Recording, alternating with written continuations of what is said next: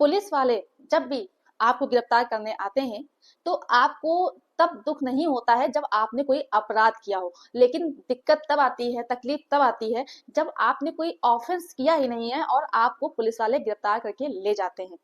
लेकिन आपको अपने राइट्स के बारे में जानकारी नहीं होती है, जिसकी वजह से आपके साथ इस तरह की नाइंसाफी होती है। तो अभी हाल ही में ऑनरेबल बॉम्बे हाई कोर्ट का एक फैसला आया है, जिसमें होता यह है कि एक व्यक्ति को पुलिस वाले गिरफ्तार करके ले जाते हैं, लेकिन वो जो व्यक्ति है उसे अपने राइट्स के बारे में जानकारी होती है, कानून के बारे में जानकारी होती है, जिसकी वजह से उसे बेल मिल जाती है। वो ये कोर्ट में कहता है कि जो पुलिस है उसने अच्छे से प्रोसीजर को फॉलो नहीं किया है, जिसकी वजह से मुझे बेल मिलनी चाहिए। तो क्या है वो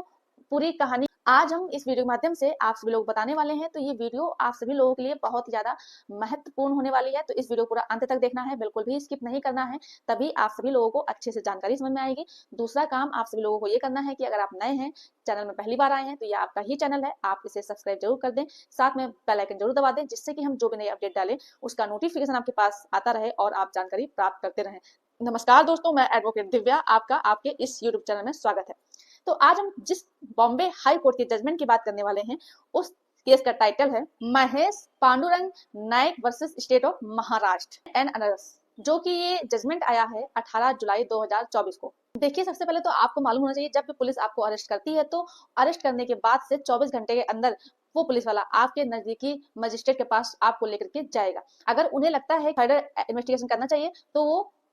पीसी के लिए बोलता है, यानी पुलिस कस्टडी के लिए आदेश लेता है, या फिर वो ये बोलता है कि अगर सर आपको लगता है कि बेल देनी चाहिए तो बेल दीजिए, नहीं तो फिर से जेल भेज दीजिए। यानी कि आपको इस चीज की जानकारी होनी चाहिए कि पुलिस वाले आपको अरेस्ट करने के बाद 24 घंटे के अंदर मजिस्ट्रेट के पास ले जाएंगे। ठीक यहाँ पर भी इस केस में यही होता है कि पुलिस जो है एक्यूज को गिरफ्तार करने के बाद 24 घंटे के अंदर मजिस्ट्रेट के पास ले जाते हैं। वहां जब वो एक्यूज जाता है तो वो ये बात कहता है कि मुझे पुलिस वालों ने अरेस्ट किया, लेकिन अरेस्ट करने के पहले मुझे ये जानकारी नहीं दी कि मुझे क्यों अरेस्ट किया जा रहा है, जबकि ये जानकारी मुझे देनी चाहिए। लेकिन मजिस्ट्रेट साहब इस चीज से सहमत नहीं हुए, लेकिन वो एक्यूज वहां पर शांति से नहीं बैठा, वो पहुंच गया ऑनरेबल बॉम्बे हाई कोर्ट और वहां पर एक रिट पिटीशन डाली और ये बात बोलता है एक्यूज कि ये जो अरेस्ट किया गया है ये पूरी तरह से इलीगल है, जो कि आर्टिकल इंडियन कॉन्स्टिट्यूशन का 22 इसका वायलेशन है, साथ में सीआरपीसी का जो सेक्शन है 50 उसका भी वायलेशन है। सीआरपीसी की जो धारा 50 है उसके अंतर्गत ये बात कही गई है कि अगर कोई पुलिस वाला किसी व्यक्ति को गिरफ्तार करने जा रहा है तो उसे ये बताना जरूरी है कि उसे क्यों गिरफ्तार किया जा रहा है, किस ग्राउंड के आधार पर उस व्यक्ति को गिरफ्तार किया जा रहा है। अगर नहीं बताता है तो ये संवैधानिक अधिकारों का हनन होता है। तो जब एक्यूज ये बात बोलता है ऑनरेबल हाई कोर्ट में, तो वो सरकार से जवाब मांगती है। सरकार यानी कि जो पुलिस वाले हैं उनसे ये पूछती है कि आपने बताया कि नहीं बताया। तो वो ये बोलते हैं पुलिस वाले कि हमने इनको बताया, किस ग्राउंड पे अरेस्ट कर रहे हैं। तो ऑनरेबल बॉम्बे हाई कोर्ट दोनों पक्षों की बात सुनती है और ऑनरेबल सुप्रीम कोर्ट के द्वारा दिए गए जजमेंट का हवाला देती है, जो कि केस का नाम है पंकज बंसल बनाम यूनियन ऑफ इंडिया, जो कि 3 अक्टूबर 2023 का जजमेंट है। पंकज बंसल के केस में ये बात कही गई है कि अगर कोई पुलिस वाला किसी व्यक्ति को अरेस्ट करने जा रहा है, उसे ग्राउंड बताएगा कि किस आधार पर उस व्यक्ति को अरेस्ट कर रहा है। यहाँ तक कि उन्होंने ये बात कही कि आप अगर ग्राउंड बता रहे हैं तो आप उस एक्यूज को लिखित तौर पे ये चीज बताएंगे कि आप किस ग्राउंड पे उस व्यक्ति को अरेस्ट करने आए हैं।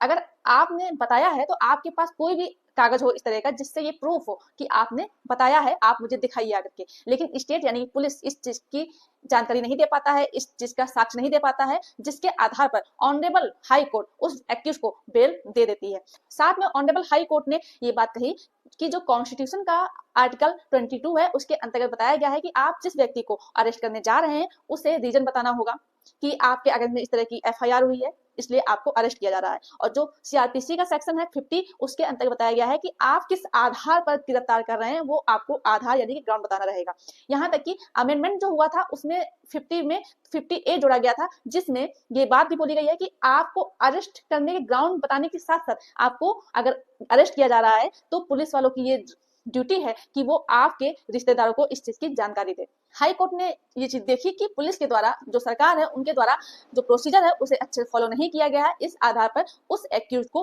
बेल मिलना आवश्यक है। तो ये जानकारी आपको अच्छे समझ में आ गई होगी। अगर मेरे द्वारा दी गई जानकारी आपको अच्छे समझ में आई हो तो वीडियो को लाइक कर दे, शेयर कर दे, और अभी भी अगर आपने चैनल को सब्सक्राइब नहीं किया है तो यह आपका ही चैनल है, आप इसे सब्सक्राइब जरूर कर दे। धन्यवाद।